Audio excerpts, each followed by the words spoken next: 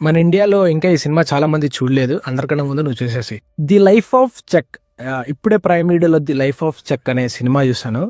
ఒక 'la la land', 500 Hours of Summer, 'before sunrise' ఇలాంటి గొప్ప గొప్ప ఫీల్ గుడ్ కల్ట్ క్లాసిక్ సినిమాల తర్వాత అంత మంచి ఫీల్ వచ్చిన సినిమా చాలా రోజుల తర్వాత చూసినా అనిపించింది.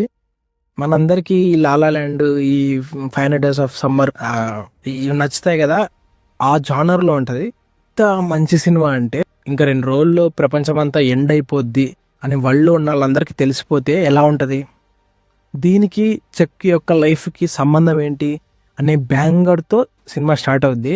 మన క్లాస్‌లో English sir English lesson essay చెప్తే ఎట్టుంటది అలా ఉంటది నరేషన్.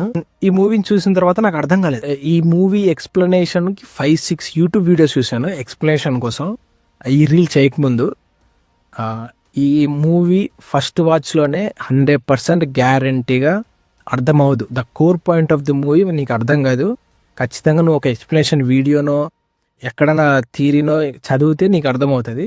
సో ఇఫ్ నువ్వు ఈ సినిమా చూసి నీకు ఈ సినిమా నచ్చి ఈ సినిమా అర్థం కాకపోతే if you want to watch explanation reel just comment చేయి.